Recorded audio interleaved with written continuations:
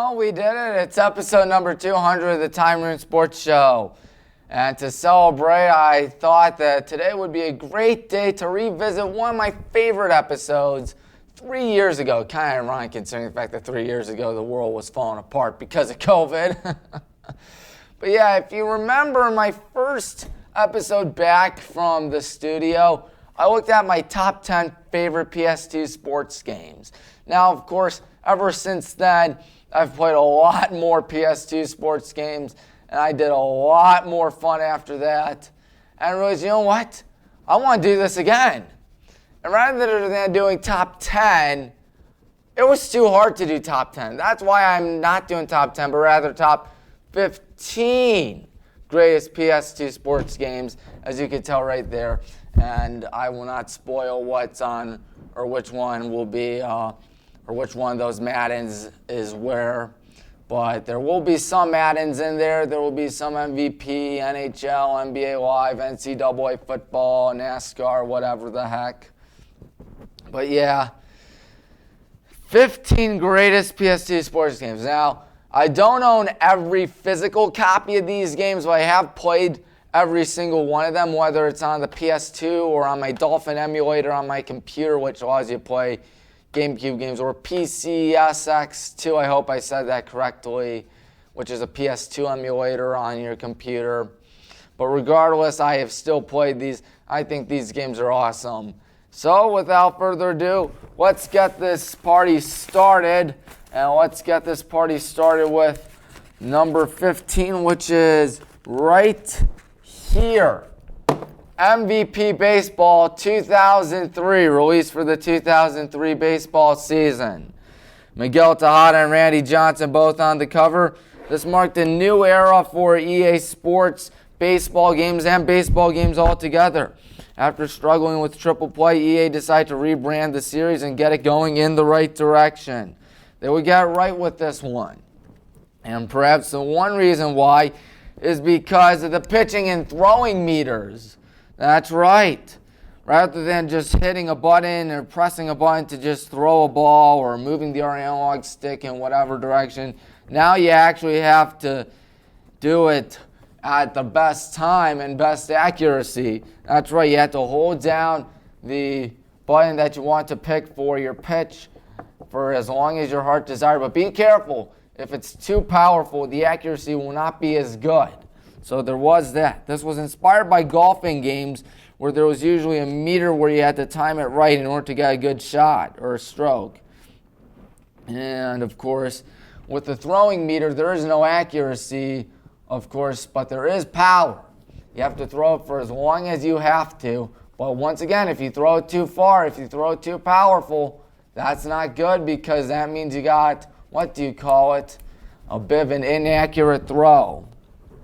Of course, you could also move the analog stick in the direction you want to hit the ball into, which was a new feature. And one of the things that you can tell right there is that there's also the hot and cold zones. Although the camera seems a little odd at first, you can fortunately change it to center it out. But yeah, there were the hot, cold zones in this game where you could see where the batter's strong suit or weakness was and try to exploit it. The franchise mode was significantly changed because in triple play, I think you can only do one season. You can trade whomever you feel like, and it won't be anything bad. But yeah. And then you had a budget, however, because being in the negative would not help you. But there was so much great stuff, multiple seasons, and you could trade in franchise mode. That's right, of course, and sign free agents, I believe. And the new base running feature. Rather than holding down the L1 or R1 to advance and retreat everybody and make that happen for all of them, you can move the D-pad in whatever direction you want and highlight the runner you want to move in whatever direction. That's right, a new feature in this game. So overall, MVP Baseball 2003, as you can tell right there with this game right here, it's a lot of fun. I mean, sure, there are fake sponsors and stuff, but you know what? You will still get a kick out of that, even, what now, 20 years later? So that's my thoughts on MVP Baseball 2003. So now number 14, taking a deep downfall from the 2020 list, NCAA Football 2005. Now the reason being is because when I looked back at playing this game, I realized that's very similar to NCAA 2004 when it comes to the franchise mode and gameplay. But you know what? It did a lot still. And in my opinion, it's better than NCAA 2004 for these reasons, as you're going to see right here. Of course, one of the biggest things was being at your home field advantage. That's right, the crowd noise played a huge factor in the games that you played. And if they're loud enough, you may not hear the audibles, you may not hear the crowd, or you may not hear your players, which would not be good. So you know what that meant? If you played at the swamp, if you played on the plains, if you played at between the hedges, if you played on Rocky Top, if you played at the shoe, if you played at the big house, ooh boy, that's not going to be fun for you if you're on the road. Just like in real life, except they don't have the fans rushing the field in this game because that would probably be a little too complicated for them. The home field advantage really made it tough. There were the 25 toughest places to play, which would show at the beginning of the season. Of course, number 1 was, Ben Hill Griffin Stadium. 2 was Neyland. 3, Ohio Stadium. 4, I think, is Oregon Stadium, Autzen Stadium. And the list continues going. And you know what's something cool? If you decide, you know what, I don't like the big names, why not get FCS schools or customizable schools? It will show you the 25 toughest places to play, even for the smaller schools, which is really funny. And then, of course, there's the matchup stick in which you use the R analog stick. R analog stick, in any direction, it showed the backfield against the linebackers, the offensive line against the defensive line, and the receivers against the secondary, which was really cool.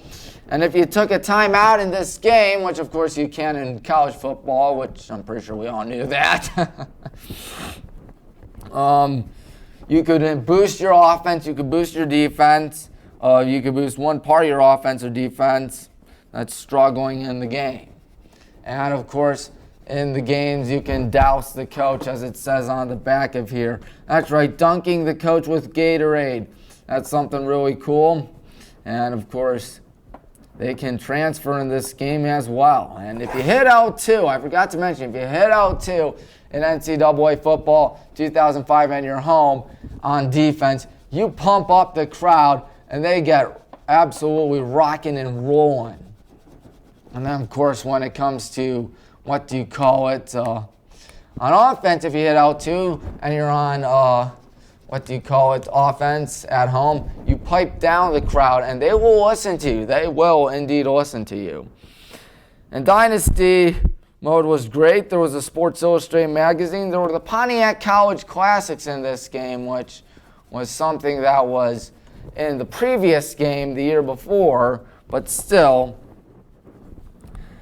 good to see. You can recreate the Snow Bowl, Notre Dame, Penn State, Doug Flutie's Hail Mary, or Cordell Stewart's Hail Mary. Whatever you want to do, you could do in this game.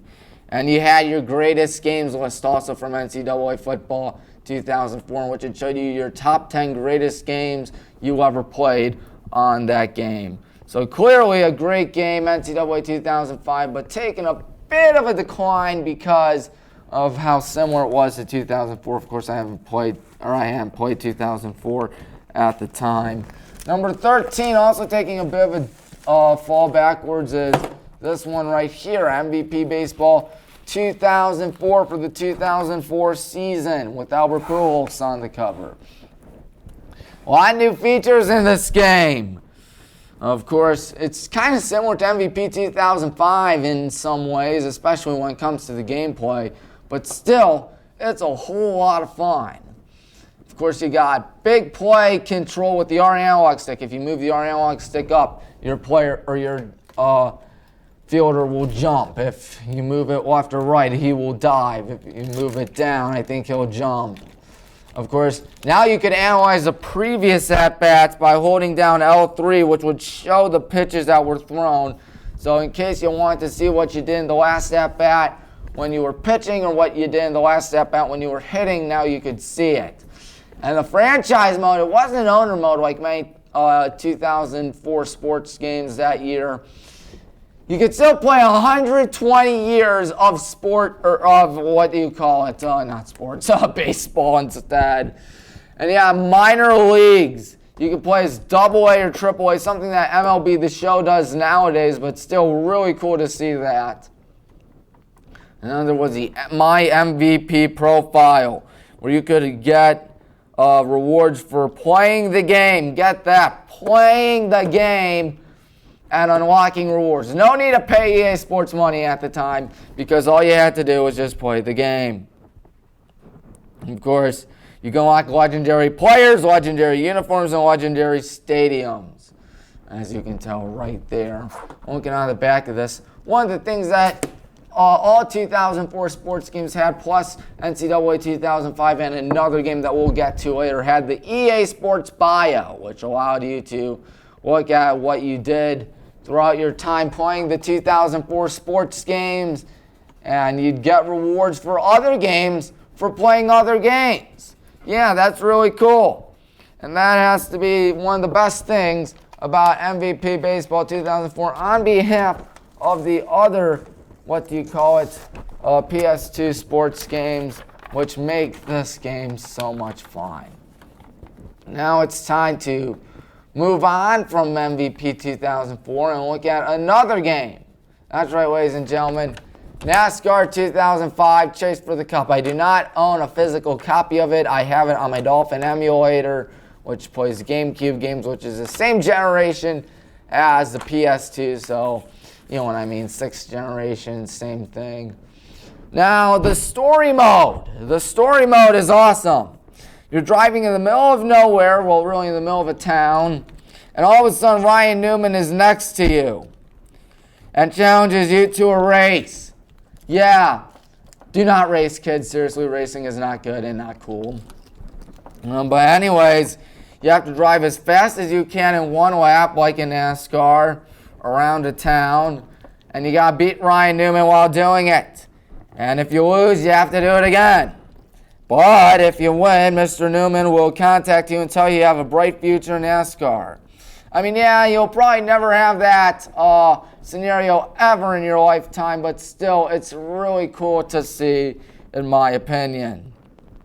And that's what happens in NASCAR 2005 Chase for the Cup.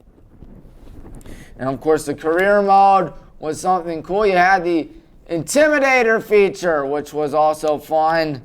The Intimidator feature, which allowed you to make your driver even more feared out there. And then, of course, you did not start all the way up top at NASCAR. You had to start at the beginning. That's right, the obscure NASCAR minor league series, like the truck racing series, the Xfinity series, before you make it to the Chase for the Cup. Of course, they had the real courses like they always do, except for Pocono. For some odd reason, they did not get the rights to that track. But you know what? It was still a lot of fun. You got a lot of NASCAR Thunder stuff, which we'll get to NASCAR Thunder in a second. But you could also fight in this game. That's right. After the races, you could fight people, and it would turn ugly sometimes. If I can find it. If I can find my old thing. Yep, minor league racing, fight to the top mode, in which you could just simply, or which was basically your career mode, then Chase for the Cup mode. If you didn't feel like taking an eternity doing it, it's all right. You could still do, what do you call it? Just go right to the NASCAR Cup Series. So now, time to look at number 11. Where is it? It's right there. NASCAR Thunder 2004, taking a little bit of a decline from the 2020 list. But you know what? It's still a fun game. It is still a brilliant and fun game. Some people may consider this to be the ultimate NASCAR video game, and it's pretty clear to why.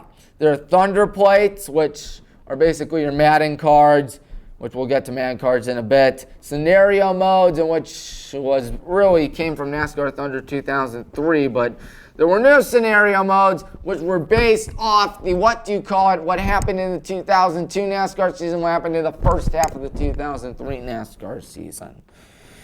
And of course, there were customizable cars for simply playing the game. And of course, there were so many unlockables like Dale Earnhardt, who had of course infamously passed away a few years prior. But of course, after being retired in NASCAR 2002, or Thunder 2002, he returned in 2003 as an unlockable. 2004, returned again as an unlockable. And you have Barney Hall and Albert Turnett, which means alternate, which of course means you unlock all the new cars in the game. And Seymour Cameos, I believe, is another one in which you can see all the cameos. Wow, how about that? And of course, the career mode had you start off as a then unknown driver. You had to hire sponsors, you had to hire your crew, you had to hire everybody, and ultimately you would get better as time progressed and become the biggest and most feared driver in the game. And who could possibly forget, as you can tell right there, the ally and rival feature. That's right, you had allies, which would happen if you pass them and share their draft, and they would be nice to you. But rivals would be if you hit them or crash them into a wall. They will retaliate. They will get revenge. They will hit you back. Oh yeah, who could possibly forget the flyovers in this game, which was taken from NASCAR Thunder 2003. But you know what? This game's way better than NASCAR Heat, way better than NASCAR Ignition. I'm pretty sure you all know that by now. Of course, this is a great game, and if you won, you could spin out, burn out, and it'd show the celebration of the race. How fun is that? I know, that is really cool. That's something that has been really watered down, NASCAR Heat, NASCAR Ignition / whatever they have nowadays. I've lost track of it. I don't really play too many modern PS4, PS5 sports games because they're not good. We'll get to more of that later. Number 10, NHL 2002, which was what it was in 2020, number 10 on that list. Definitely a little bit forgotten, but you know what? It's still a fun game nonetheless. In my opinion, it's up there with some of the greatest hockey video games of all time, such as NHL 94 and another NHL game that we'll get to in a bit. Mario Lemieux on the cover. You could tell it was going to be a great game. Well, how was it a great game? Well, my favorite part was the fact that there were NHL cards. That's right, NHL cards. In it, you could unlock, or you could just play the game of hockey, score goals, do whatever. And as you progress through the game, you would get NHL points, and you could unlock them for cards. Whether they were cheats, whether they were boosts for players, whether they were, let's look, what else does it have? NHL cards. Easter eggs and celebrations. That's right, you could celebrate a goal. Yeah, how about that? Celebrate a goal. By hitting circle, by hitting X, by hitting triangle, and you could customize your celebrations. And of course, the Easter eggs like sumo hockey and all the commentators sounding like squeaky voices. And speaking of commentary, it's really good in this game. Jim Houston and Don Taylor are your commentators. Their commentary is really humorous and funny. I enjoy it. I hope you enjoy it if you've ever played it before. It's really good. And there was, of course, the emotion meter, which would change based off who scored, who got hit, or what happened in the game, saves, and there was of course the breakaway cam, as you can tell right there on your screen towards the center right, where Mario Lemieux is, if I'm not mistaken. Yes, it's Mario Lemieux. And he would, or if you get a breakaway, it'd zoom in on you, and you would try to do your best to show off your best moves and score a goal off the goalie. Hit Cam. Who could possibly forget Hit Cam every time he made a big hit? Oh boy, it showed several times over and over again. And who could possibly forget the save cam, in which after every huge save, it would show it in slow motion, show how incredible it truly was. Man, oh man, NHL 2002. Quite the great game. There's the emotion being right there on the right. And you can tell right there. It's just a lot of fun. I mean, if you haven't played this game yet, you're missing out. You are really missing out. And speaking of games you're missing out on, let's look at number 9 if we can. Where is it? Where is it? There it is. NBA Live 2005 with Carmelo Anthony on the cover just in his second season. Keep in mind, NCAA March Madness 2004, Carmelo was on the cover of that one as well. So it fell down a few spots from 2020. I mean, that doesn't mean it's a bad game, of course. In fact, it's rather a good game. Some people consider it to be the greatest PS2 sports game or basketball game, I should say, on the PS2, and I would have to agree with them. And the main reason why is the All-Star Weekend. That's right, the All-Star Weekend. What you would do is that you had the everything, no skills competition at the time, but you did have the rookies versus sophomores game, which you had the first-year players, of course, against the second-year players take on each other. The three-point contest, in which you had money balls as well. Of course, they are worth more in the three-point contest. And, of course, you could have the slam dunk contest, which was really fun because you can make thousands of combinations. Fun stuff. Hit it off the TV screen, kick it off kick it off the backboard, do whatever, do a bunch of flips. You can do just thousands of stuff. I don't think I'm exaggerating when I'm saying you can do thousands of stuff in this game, because this game is just straight up incredible, especially the slam dunk contest.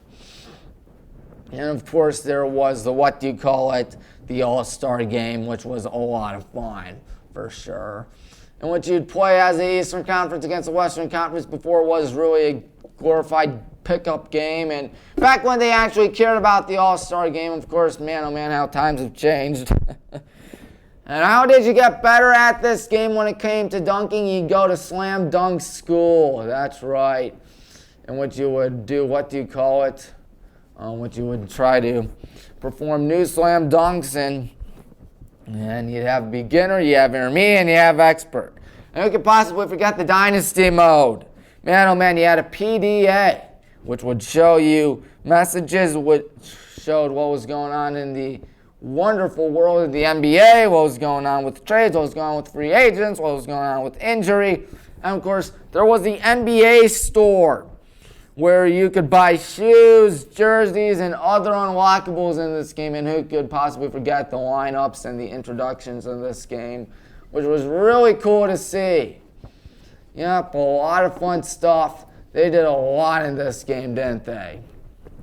But yeah, you could play some of the best players in the 50s, the 60s, the 70s, the 80s, and of course the 90s. I think Michael Jordan was in this game, which was very rare for a PS2 sports game at the time, but still really rare for a sports game, period, because Michael Jordan almost was never on NBA Live, but still. That is something to behold. And of course there was the R analog stick in this game, which if you moved it left and right, you'd cross up your opponent. If you moved your R analog stick up, you'd spin. If you moved the R analog stick down, you'd step back. One of the many complaints I have about this game is that the camera seems to be a little bit zoomed out compared to other NBA Live games. But you know what? It's still so much fun. I cannot stress it out enough. Probably the best game on the PS2 when it comes to the NBA. Not the best basketball game, because we're going to get to that in a second. We are going to get to that in a second. Next is another great game, if I can find it, right here. Whoa. Madden 2003, as one of my games fell. I'll get that in a second. But Madden 2003, the first year of peak Madden, in my opinion. I mean, yeah, Madden 2001, Madden 2002 were two great games to say the least. But Madden 2003 was the year Madden started to be at its peak. And when I say peak, it was just incredible. Of course, you had so many great things in this game. And while we'll get to the other two peak Maddens later, we gotta mention the one big thing, minicamp. That's right, minicamp. Yeah, how fun is that? Well, Madden 2024 claims to have these new drills. Madden 2003, you'd hop on the Madden Cruiser. That's right, because you know how John Madden never took a flight. He always took the bus. He always took the public bus, the Madden Cruiser. And you travel to teams' camps and play drills. That's right, you could practice kicking drills, coughing corner punting, pocket passing, precision passing, defensive line trenches, ground attack, and so much more. And as you continue to play the game, you would get them to be more difficult. They would become harder to do, a little bit on the challenging side, but you know what? It's still a lot of excitement out there for sure. And of course, Madden 2003, in franchise mode, you had these modes as well, because in minicamp, you do it before you did the game. Like there was a minicamp defensive back SWAT ball drill. And of course, so much cool stuff, like a bunch of cool new catches, new stiff arm moves as I'm ringing the back. And of course, you had Al Michaels replace Pat Summerall, which is never an easy thing to do, but he did a fine job at that when it came to Madden 2003. You had Coach's Cam, and Madden could tell you what play to pick on defense and special teams. Yeah, that wasn't in Madden 2002, 2001 Coach's Cam or Coach's Pick. But don't worry, in Madden 2003, they changed that. And you could also have the 4-6 defense, which was new in this game. And there was one of my favorite plays, the halfback pass. You pitch it right to your halfback, who proceeds to throw it. Yeah, how cool is that? And then, of course, what do you call it? The create a play. Create a play. That's right. You could create your own pass play. You could create your own running play. Something that isn't seen in modern Madden because they clearly don't care in modern Madden. And, of course, this was the first game to feature an EA Sports soundtrack. That's right, you had songs by Andrew W.K., Seether, Good Charlotte, just to name a few on this soundtrack. And while it wasn't as big as the other Madden games would get on the PS2, it was still a start, and it was still pretty good. So Madden 2003, truly one of the best games out there. And definitely gets overshadowed when compared to the other Madden games that we'll get to in a second, but still, highly suggest you play it. Up next, we have, number 7, if I can find it. There it is. NCAA March Madness 2005. That's right. Everyone knows that EA Sports made great football games for college. But everyone forgets, they also made some college basketball games and college baseball games as well. Sorry for the voice crack, folks. Yeah, they made some college baseball and college basketball games, but we're going to focus on college basketball right now. Man, oh man. Just probably their best college basketball game. I think it's a little better than NCAA or NBA Live, in my opinion. And once you see it, it's pretty obvious to why this game is so incredible. NCAA March Madness 2005, like in NCAA football 2005, the crowd played a huge part. If you hit down on the D-pad on defense, the player would slap the floor and try to get the crowd to get hyped up. There were the top 25 toughest places to play, where you had the Assembly Hall for Indiana, the Dean Dome in North Carolina, the Cameron Crazies at Duke, and it was way more significantly harder to play there than at other places. And you know what? You could combat this by hitting the top one of the D-pad and selecting 6 plays rather than 3 or 4. Yeah, that's pretty cool. And even so, if you hit right or down on the D-pad, if I'm not mistaken, you could still find more plays. That's right, there were so many new plays in this game. Yeah, you became a play caller in this game. You could be the floor general, as it says on the back. If you hit the L3 button, it will show you the play art for the plays. And you could possibly forget the college classics, where you could recreate Lorenzo Charles' famous dunk, Villanova's incredible upset, or Larry Bird playing Magic Johnson in the 1979 D1 Men's Championship game. Of course, if you took a timeout in this game, you know what would happen? I'll tell you what would happen. You could do substitutions and you could call a play all within 30 seconds, which was really cool. And then, of course, franchise mode. There was in-season recruiting, where you could go find players across the country and world and try to get them on your basketball team. Sort of like how in NBA Live 2005 you had a PDA, which would send messages from the recruiters, the athletic director, injury reports, and the NCAA, amongst others. Like the last 3 NCAA March Madness games, you could play the D1 tournament, you could play the Maui Invitational, you could play the EA Sports Invitational, and of course it would close out with one shining moment, because what else would close out the NCAA D1 men's tournament? Probably the best tournament of them all. But yeah, NCAA March Madness 2005, just a splendid game. And you know what's also a splendid game?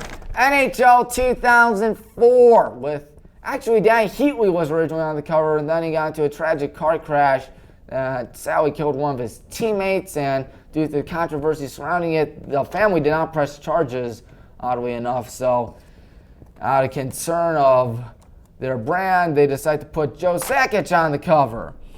And you know what? It's a great game. One of the reasons why it's so great is because the overhauled franchise mode. Now you could set prices on food, tickets, parking, whatever, and customize your practices and make sure you make money as well as win a Stanley Cup. You could create a team. That's right. I know for a fact that's true, because in the NHL 2004, my Dolphin emulator on the GameCube, I decided, you know what?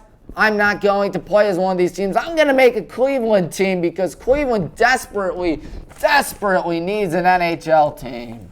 And you know what? That's exactly what happened in this game. I just made an NHL team for Cleveland, ported them in franchise mode, and what do you know? You got yourself a lot of fun. And no NHL cards, unfortunately, but there were still Easter eggs, which was all good. That was still a good thing. And of course, there were European leagues. You can win the championship in both those, 3 of those leagues, if I'm not mistaken. And like the other games on this list, NHL 2004 had better gameplay. The game felt less cartoony, and now there were 2 buttons to shoot. A new fighting engine, which you'd punch players and wouldn't just show them punching and all that stuff. It actually showed them tugging their jerseys, showing them actually going down naturally. It was really good. If you hit circle, you do a slap shot. If you hit square, you do a wrist shot. So there was that. And of course, the commentary may not have had the humor as, Don Taylor did with Craig Simpson taking over and replacing him for color commentary. But still, it was a great game nonetheless, and the commentary was much more insightful. And of course, they talk about the players, the coaches, the careers, and sometimes the scoreboard would disappear because, just so you can see the action a little bit better. So that's what would happen in this great game of NHL 2004. Probably their best one they've ever made, and pretty obvious to why it is the best one ever made. So there is that. NHL 2004 is a must-buy. And speaking of must-buys, why not talk about number 5, which is this one right here.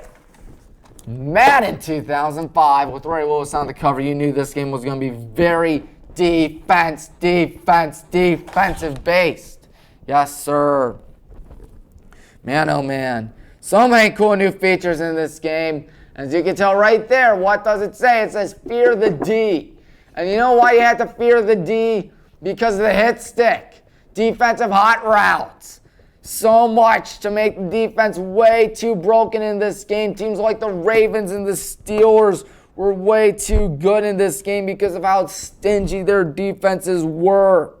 Man, oh man, the hit stick in which you move the R analog stick in any direction for a big hit. But be careful, because if you timed it poorly, the player would simply bounce off the tackle and continue running. Of course, there was a playmaker feature on defense now, and it became much easier to play on D compared to other years. You could create a fan.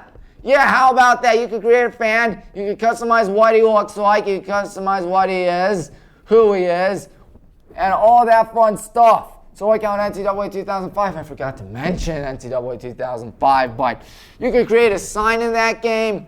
But man, 2005, you can't create a sign, but you can create a fan. As you can tell, there are Browns fans right there on the Man 2005 box art. So there was that. And then the franchise mode. Who could possibly forget the franchise mode? There was a show within the show. Because popular sports radio host at the time, Tony Bruno, hosted a weekly show where he'd break down the players, coaches, and games from each week. He'd also give out trivia questions, and everyone would get it wrong. And then he'd say, last question here, who did this? And then you'd get it, or then the one guy would get it right, which was so cool. There was also the newspaper, which showed local headlines and national headlines. I mean, sure, it didn't have the real newspapers, but fake newspapers. But you know what? It's still really cool. And, of course, there was the weekly game plan, a new feature in this game where you can make adjustments in this game and scout your opponents. There were emails, interactive gameplay, so much to make this game so much fun. Madden 2005, definitely and certainly one of the best in the business, but it's not the best football game of all time on the PS2. We are going to get to a lot more, actually, even though we are inside number 5 now. Let's look at number 4, which is the greatest college football video game of all time, NCAA Football 2006, with Desmond Howard on the cover, striking his famous Heisman pose. I'm sorry, Buckeyes fans out there. I'm a Notre Dame fan, so. But most importantly, Baldwin Wallace Yellow Jacket. And you know what? This game was not on the 2020 list because I simply hadn't played it yet.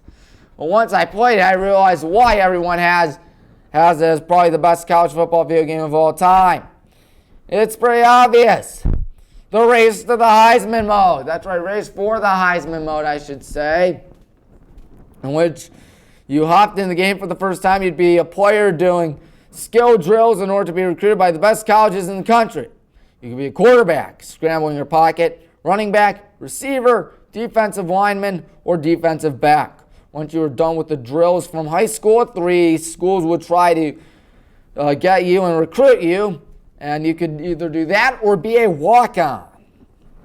But that's not where the story ends, as you could control your player and take them to the D1A National Championship. You have a computer for stats, you have fan mail, you have a girlfriend, which would change as you progress through the show, through the series, customizable equipment, and the school newspaper, which was basically like Athlon Sports or Sports Illustrated in this game.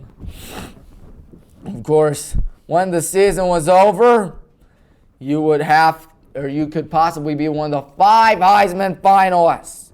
And the winner would be seen actually receiving the trophy. Literally be seen with the trophy. Yeah, Brad Nessler and Lee Corso and Kirk Herbstreit were seen literally in the game, and Lee Corso would have his headgear in the game, which was really cool. And he'd have the Heisman hype. That's right, folks, the Heisman hype, which would show you how good you were doing and your potential to take home college football's most coveted trophy out there.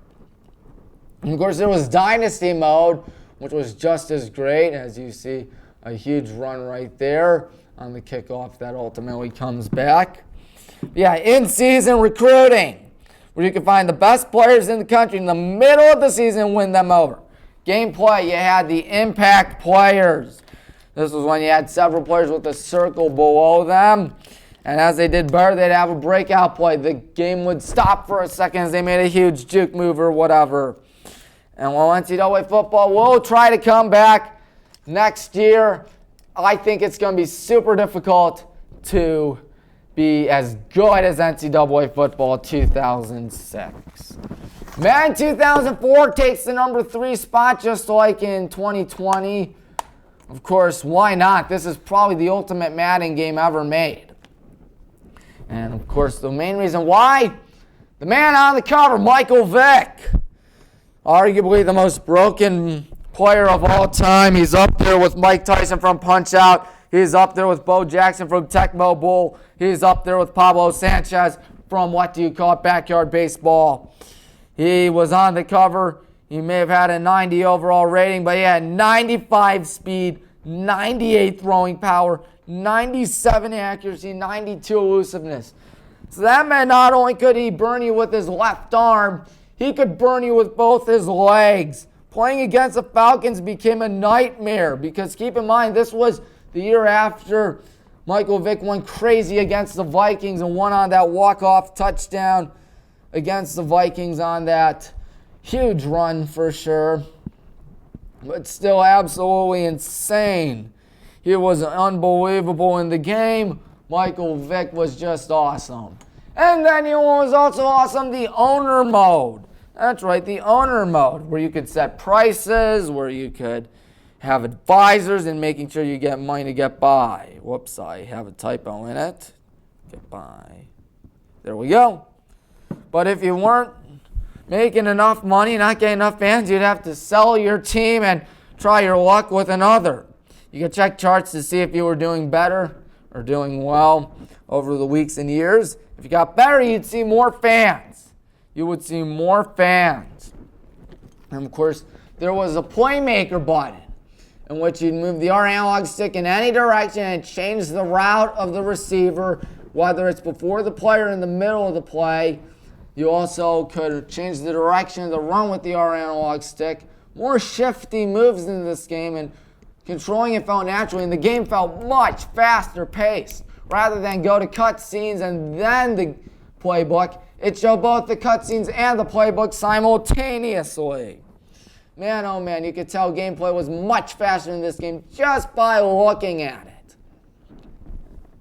And of course, the defense didn't know once you used the R analog stick in this game.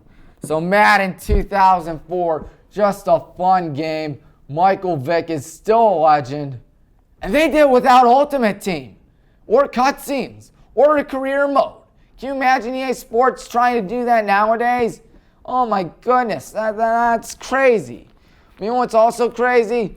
Crazy good number 2, MVP Baseball 2005 is. That's right, you probably know what number 1 is now, folks.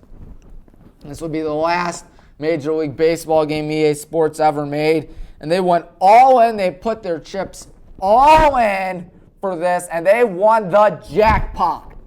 You had the hitter's eye in this game, in which it would flash a color depending on what pitch you saw or what pitch was coming. Red was for slider or curveball. Green was for changeup. No flash was for a fastball. Pink was for a splitter. And I think I'm not missing anything. I think I might be missing one. I don't know. But man, oh man, some pitchers could hide the ball well while others couldn't. And if you saw it, oh boy, you could time it well. And boom, hit a home run. Of course, games were much more high scoring in this game now, considering the fact that you had the hitter's eye. Man, oh man, it really changed baseball. And then there was the owner mode. Yeah, for 30 seasons, you could take control of your favorite baseball team and create a ballpark. That's right, create a new ballpark. While there isn't that much freedom in this game, I think there are only like 3 teams you can pick from. You would expand your ballpark and continue to get better and better with the stadium, and it would grow even more. And then there's single A teams. That's right, that's something MLB The Show doesn't have nowadays, single A teams, in which you'd play not just triple A, double A, but also single A. There was a hitting minigame, there was a pitching minigame. Pitching minigame was like Tetris, you had to match the pitch with the corresponding color, and hitting, you'd be on a huge field where there were vortexes which would send the ball back. There was, the famous tractors. There were ramps. There was a school bus in the outfield or beyond the fence. There were cars. There was so much stuff in this game. It was incredible. Man, oh man. Man, oh man. It was a lot of fun. And you know what was also a lot of fun? The fact that they would transform from small crowds of 5,000 to crowds of 50,000. No exaggeration. And there was spring training in this game, setting prices, and better big play control. Because now if you went down on the R analog stick, you could dive now. Of course, you could argue bad calls. But be careful, because it's easy to get ejected in the game if you argue a bad call. So there is that. MVP 2005, still held in high regards to this very day. I would get to honorable mentions like I did in 2020, but we're almost an hour through this thing, so I gotta go fast. And why not, or don't delay it. Number one, what else? ESPN NFL 2K5 for the PS2 and Xbox. The only complaint I have is that it's not a GameCube game, but you know what? It's the greatest sports video game of all time, period. What hasn't been said about this game?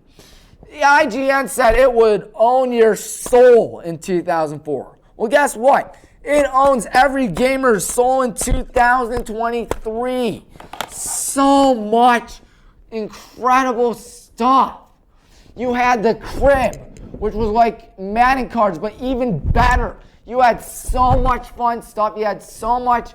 You unlocked trophies. You unlocked, you unlocked banners. You unlocked movies. You unlocked everything. You could play as celebrities. Yeah, you could play celebrities in this game, whether it's Steve-O, Jamie Kennedy, Carmen Electra, Funkmaster Flex, or who else am I missing? David Arquette. I think I've been all of them before.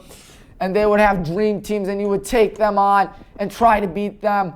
There was the most realistic gameplay of all time where they bounce off the offensive lineman, where they actually charge up and then get a good spin move. And then there was a realistic presentation, which it felt like an ESPN broadcast from 2004. There was Chris Berman in the game. He'd do the pregame show. He'd do the halftime show. He'd do the postgame show. He'd have the nicknames and his prime time players. There was Susie Colbert before ESPN decided, let's get rid of everybody. But still, she would be the sideline reporter. Dan Stevens and Peter O'Keefe were your commentators, and sure, they didn't exist in real life, but they were still pretty awesome, to say the least. There's no bazooka, there's no Superstar X Factors, there's no anything. There's just a realistic game. If your offensive line collapses and you run all the way back and try to throw it deep, it won't go as far as it will in modern man, where Patrick Mahomes can just gun the ball like it's nobody's business, unrealistically. And of course, you had Sports Center. That's right, Sports Center in this game. Chris Berman would recap all the games. Trey Wingo would give you the injury report. Mel Kiper Jr. would give you the draft report. Chris Berman would give you what was going on in the what do you call it, I forgot. Oh yes, what was going on in the world of football, what was going on in the playoffs.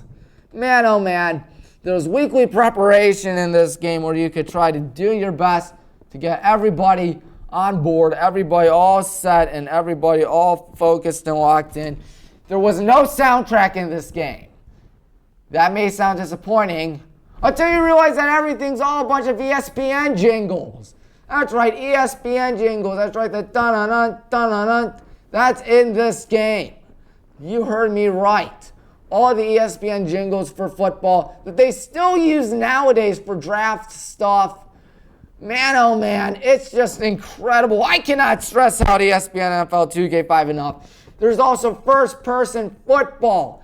Yeah, first-person football in this game, where you'd be literally inside the helmets of the players. How about that? Inside the helmets. And there was the ESPN 25th anniversary where you play 25 of the greatest moments of all time. You can play the Ice Bowl. You can play the Drive. Of course, they have the Drive. Because us Browns fans can never have anything good in life. But anyways, yeah, if the quarterback jumps over the pile in the game, there are customizable celebrations in this game. There's just so much incredible stuff in this game. You know how easy it was to get ESPN NFL 2K5? Came out, rather than coming out in, August of 2004. It came out, let me look it up. It came out in July of 2004.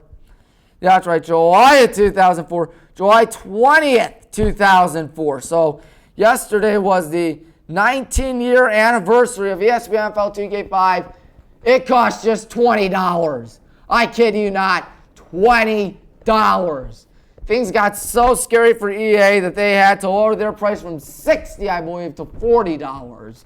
But the damage was done because ESPN NFL 2K5 is still, without question, the greatest PS2 sports game of all time. And of course, this is brought to you by something that's really exciting, folks. That's right, really exciting. A book called It's Not in the Game. In it, I look at the history of sports video games and their quick and sharp decline. I hope to get published soon, and if it does, I hope you read it. There's even an entire chapter dedicated to this masterpiece, Chef's Kiss. You know what it is by now, ESPN NFL 2K5.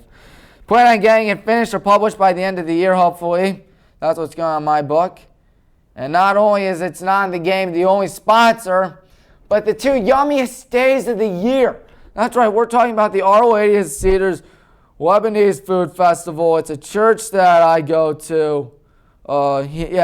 My family goes to. And it is the best 2 days of the year.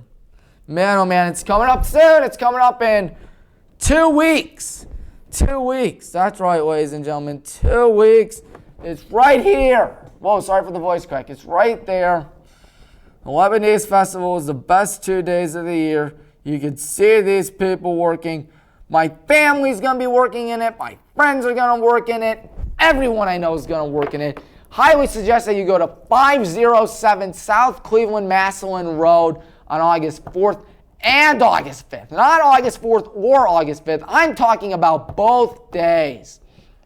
Because those are 2 best days of the year. My parents are going to be working there. My brother's going to be working there. I'm not. But you know what? My goal is to publicize this thing. Because it's the 2 best days of the year. Man, makes the church so happy, so exciting.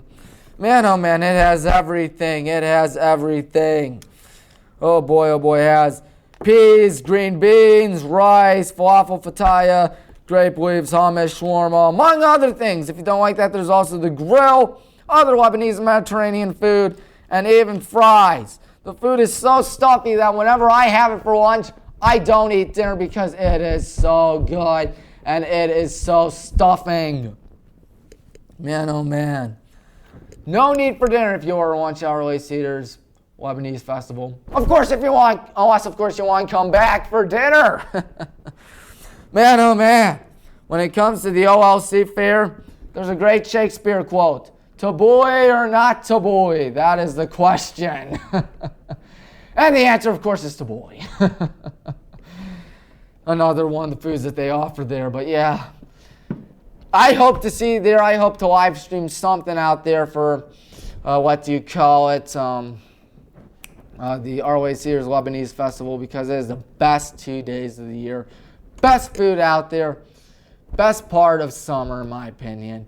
And you better show up. If you don't show up, I will force you to show up. Just kidding. I will be very disappointed instead. Well, folks, we did it. We did in less than an hour. How about that? The top 15 greatest PS2 sports games of all time. And if you haven't subscribed to WHBW yet, I highly suggest you do, because we're only 4 weeks away from high school football. Man, oh man, it's going to be so much fun. I, for one, cannot wait for it. If you're not paying attention to high school football yet, I highly suggest that you do, because it is going to be a blast. Well, folks, that's it. That's all the time we have left on this hour-long special, episode number 200. I'd like to thank you all for hanging out with me for 200 episodes. And there's more where that came from, God willingly, because we still have a lot more fun stuff going on. Until then, episode number 201, we'll be talking about, what do you call it? More high school football in the Guardians. 202, same thing. 203, same thing. And then 204 is the incredible and highly anticipated return of Tommy's Picks, where we're going to pick high school football and get all hyped up for Highland Hudson. Who else can't wait? I know I can't. So until then, I'm Tommy Maroon, thanking you for 200 episodes, and hope to see you again right here on WCTV.